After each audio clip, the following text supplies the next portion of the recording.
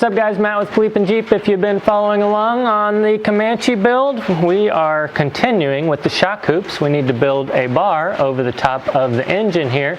So we're going to do that today, and I've also got some cool spark plug boots to share with you and more. Let's get started. This video is brought to you by Max Tie Downs, my personal choice for securing my Jeep to the trailer, and they're made right here in the USA.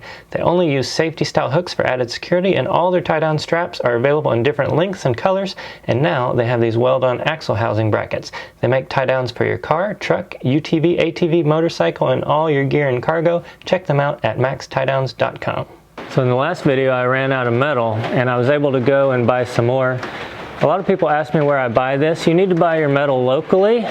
So check your internets for a local metal supplier. You really need to know what you're buying, so make sure you have that in mind before you call them. You'll need to order it. There are some places like Metal Supermarket, I think is what it's called, that does have a lot of metal in stock, but it's a little more expensive because of that. So either way, I got some metal, so we're good to go. And I've yet to find a good storage solution for all my metal, but that's what I did for the tube. And then if you look over here, I've got a bin for a lot of the scrap pieces. One bin is supposed to be for straight scrap or unused scrap, and one is for used scrap. And then I also carry some flat stuff over here, kind of up against the wall, and shorter sticks, less than 8 foot or so, in here in this 55-gallon drum. Holy moly, it's really coming down out there, guys. It's like we live in a rainforest out here. It's been raining for the last, I can't tell you, the whole winter it's been raining. Just rain, rain, rain, rain, just constantly. When it rains hard enough, the water comes down the hill here, comes flying down the hill, and goes right into my shop door and floods the whole place. So hopefully that doesn't happen anytime here soon. But I'm just going to have to speak loud because it's very loud in here with a metal roof. Even though I have foam on it, it's still pretty darn loud. Let's take a look at these spark plugs. Now, from the previous videos, I was installing some spark plugs, and you guys mentioned that there's probably some other options, and there were. Some people recommended these, which are made by SL. They are ceramic, so that is actually ceramic material, and these are very short, which is what I need. It's like a 45 degree, which is perfect, and the ceramic is rated at 2,000 degrees, and I bought the racing plugs, which the wire itself is rated at, I think, 1,200 degrees.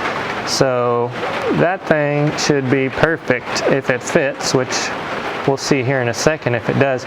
Now, they're not cheap though. It was like $129 for 8 spark plug wires. So not cheap, but I think if it fits, that is going to work beautifully.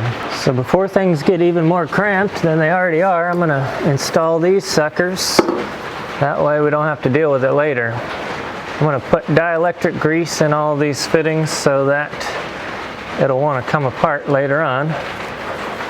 And it's kind of a shame to pull these spark plugs that I just bought, paid for, and installed, but I can use those as spares. Alright, here goes nothing. Let's see if they fit.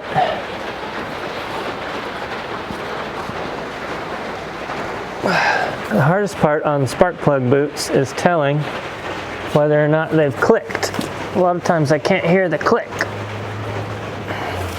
Well, that was not fun at all, but I managed to get them in finally. It's almost impossible to get those to snap in with this steering bar in the way, because I can't get my hand down in there to really grab hold of it. And on this first one, trying to pull it out, I completely destroyed the spark plug wire trying to get that thing off of there. The problem I'm having with spark plug boots is that I never can tell if they're snapped on to the spark plug. So if you got any suggestions there on how to tell if that is actually snapped in or if it's just kind of laying there, let me know.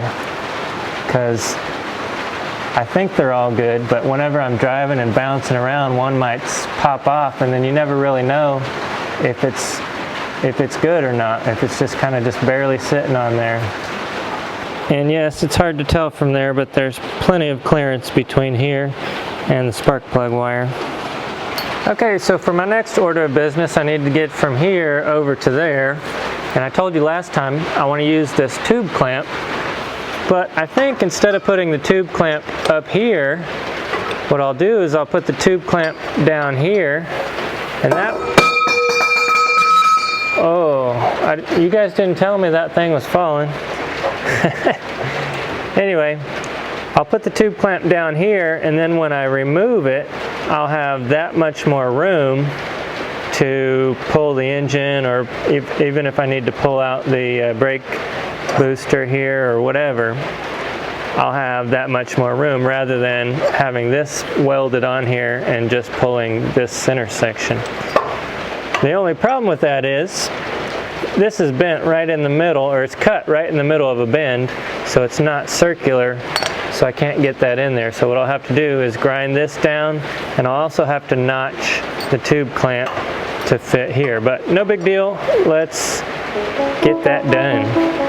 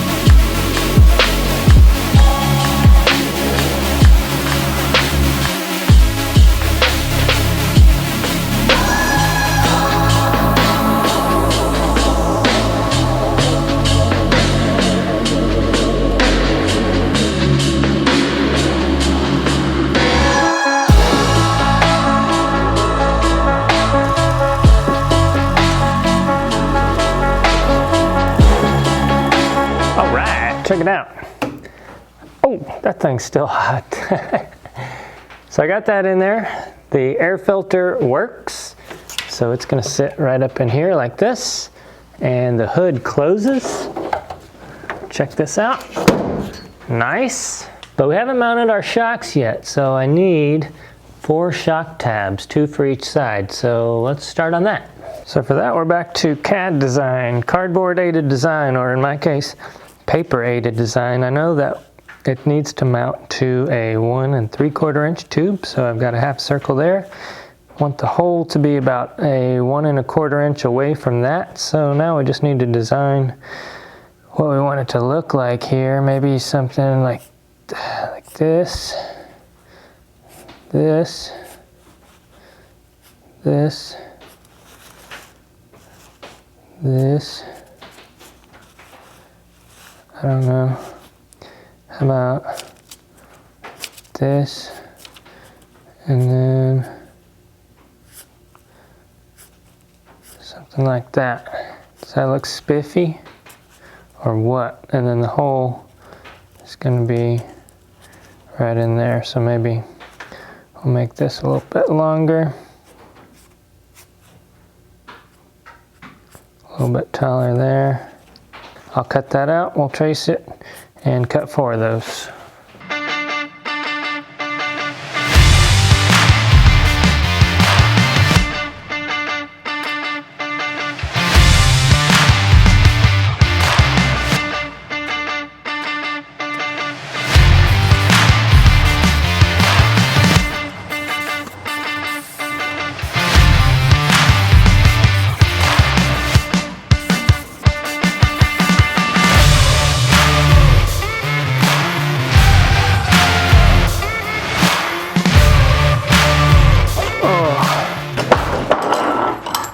That is extremely hard to get tabs all the same size when you're doing them by hand. But there's a little trick. If you put it in the vise, you can get at least 2 of them. Very similar. I still need to drill the holes. This side looks terrible, but when that gets all welded and stuff, you'll never see it. I think maybe I'll design my own BleepinJeep style tabs and start selling those. What do you guys think? Would you be interested in that? I'm not real happy with any of the tabs on the market. I kind of like these cool designs in my tabs, so that's an idea anyway.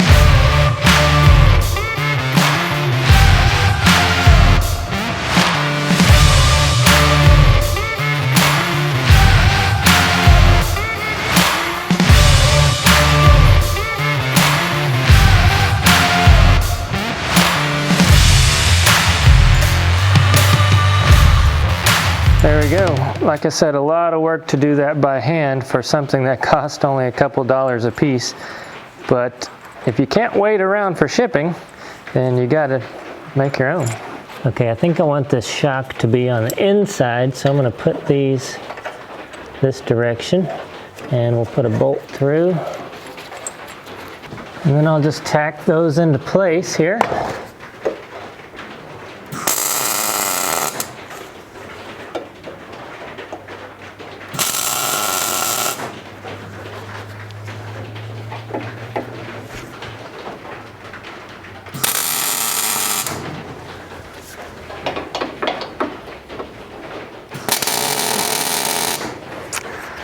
I really ought to flex this out before I finalize all the welds here and make sure that the tire is not going to contact the shock, and if so, I could rotate that up and around to the inside a little more. Okay, next order of business, I need to figure out what to do with this jumble of wires right here, and I'm going to reuse this. This came off of the old shock tower. Jeremy made this at one point, and he tapped those to mount these relays. So I cut this off. I'm just going to weld it back right here. I'll be able to mount the relays here and kind of zip tie the fuses and all this mess here. These wires go to my headlights, and other than that, that's the only wires left over here.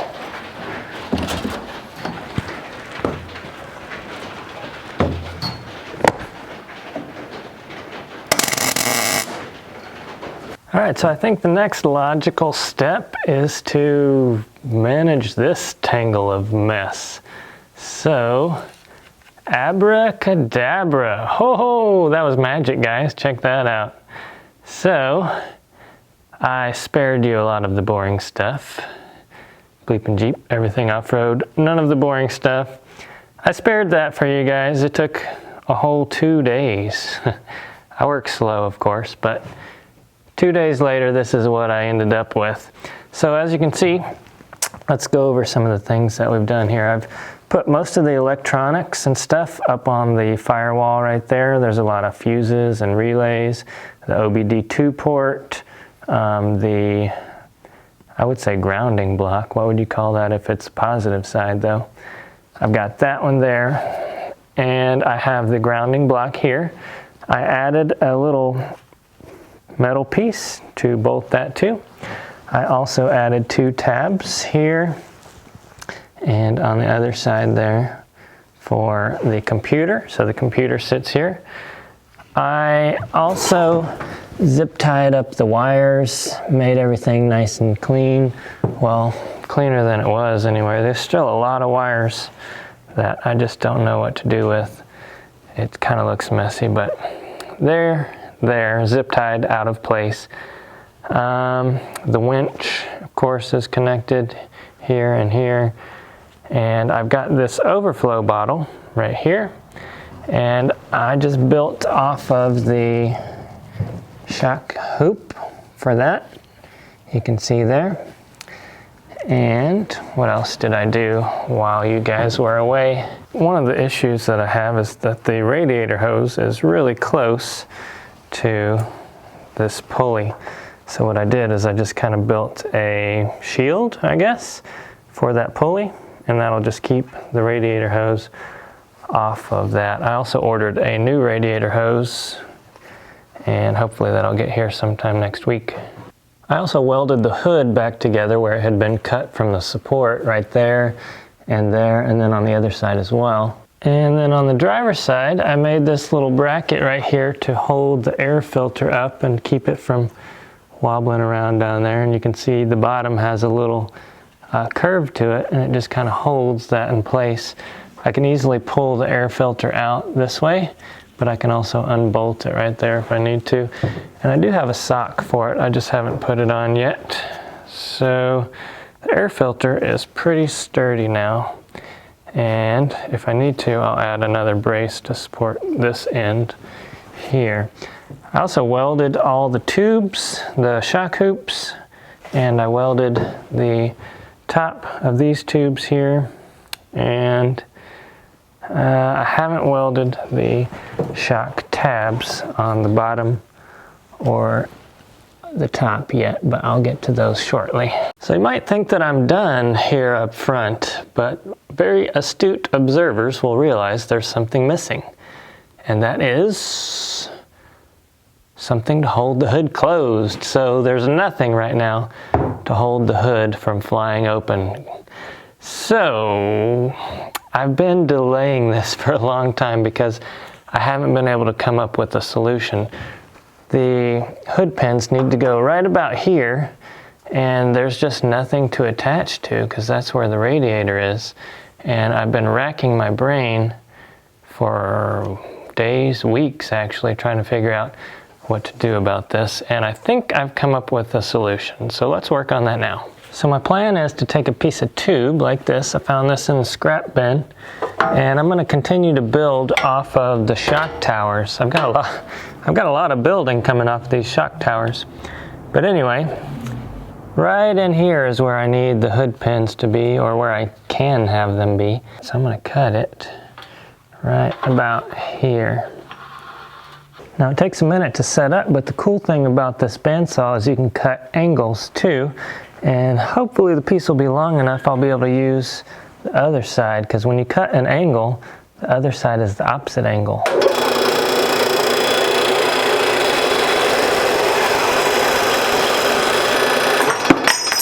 Oh, yes. All right, so that piece will go right about here, and then I need to take a piece of flat bar and leave enough for a nut and bolt to go on the end of that, sticking out from the edge.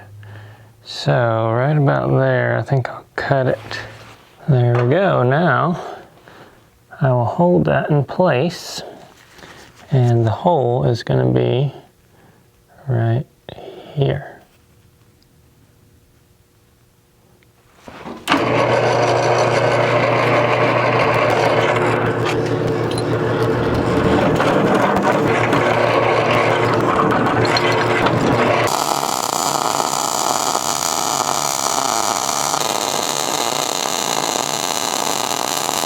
All right, check that out. I'll just hold this in place now and try and weld it in without moving. You think I can do that?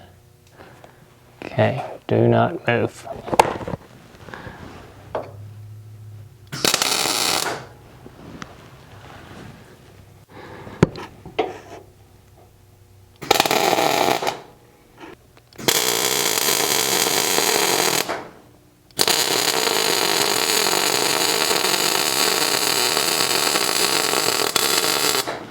Sometimes welding is like doing yoga.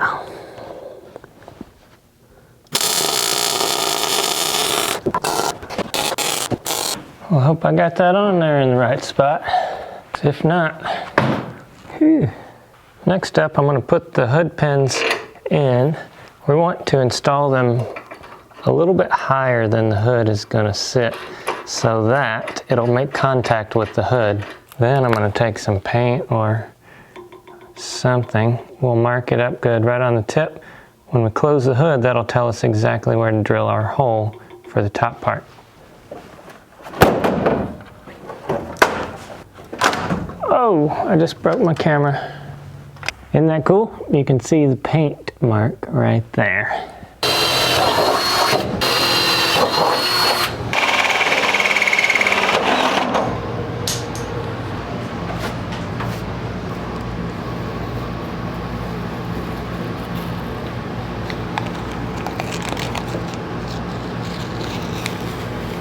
Right, now this goes in the top like that.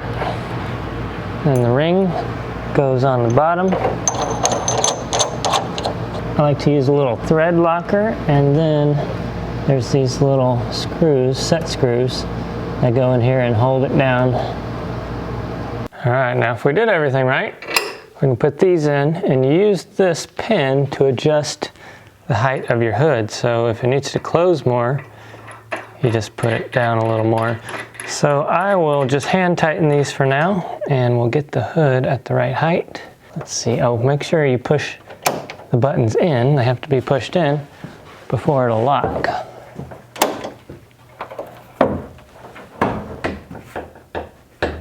And hopefully we didn't do it wrong, but it's not looking good so far. It's not lining up. So I guess there's two ways to solve that problem. This is not quite lining up, probably because I had it up too high when I made my reference marks. So I can either open that hole, give that some wiggle room, or open this hole to give it some wiggle room. I'm going to choose the latter and just drill this out a little bit bigger. I was able to open those holes just a little bit, and then I took a crescent wrench and just barely tweaked those, and now it fits and latches. But there's one more thing I need to do, because this style of hood pins requires that you have a spring pushing it up. Otherwise it doesn't really work unless you go underneath and push it up. So I've got this leftover spring that'll be perfect. This is actually the factory Comancheep spring, and it used to sit right about here, but now the radiator's too high. I'm not going to be able to get that to squeeze in between the radiator and the hood. So what I've done is I've taken a piece of metal, put it across here, because I'm going to mount this spring right in the middle off of this bar. And I've found this scrap piece of metal, which was originally the bracket for the computer. That will bolt up right there perfectly. And then if I cut this, I'll be able to weld it right there. I just need to get it at the correct height. All right, I've got my little bracket cut there. The hood is about 1 inch above this bar, so I'm thinking if I can squeeze this down to max squeeze here, I can measure it and get my measurements right. That's easier said than done. Watch your eyeballs. About 2 1/4. And hopefully I measured right, because that's where it's getting welded. It needs to be pretty low, right about there. So I say just go for it. What do you say?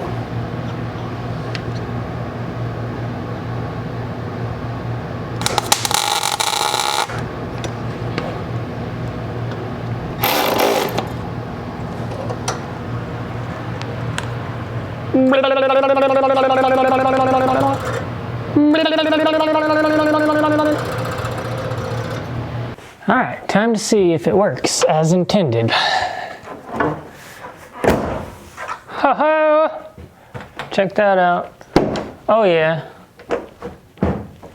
Oh, this one still needs a little work. A little adjustment later. Boing, boing, boing, boing. Nice. Okay, there's one more thing I'd like to get working if I could, and that is some sort of hood prop rod. And after a couple minutes of thinking about it, I think this is my solution. I'm going to have a little tube piece right here, pin that through with a bolt or something, and then this will rotate down, and then that'll hold up the hood and rotate back up in place. And if I get just the right length, I'll be able to figure out a way to kind of pin it in the other side so it won't come loose while I'm driving.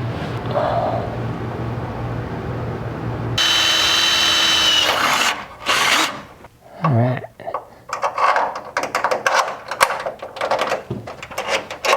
What do you think the chances are of this working out like I want it to?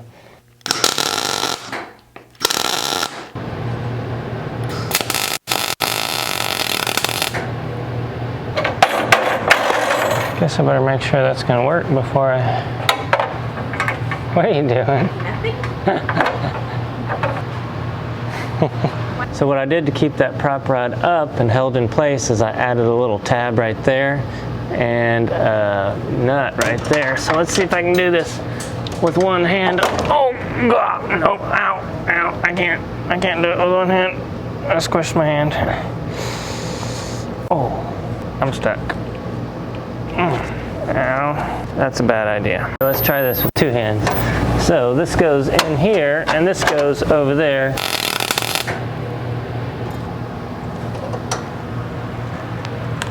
All right, this goes up, goes into here, over there, then you drop this down, and this thing just needs a little bit of paint, and then it's getting close to being done. So I'm trying to get this thing ready for the Week of Wheeling Winter Games coming up this weekend. If all goes well there, we'll have a video for you out next week on that. So stay tuned for that. Make sure to hit the thumbs up, subscribe, click that little bell, and we will see you in the next video.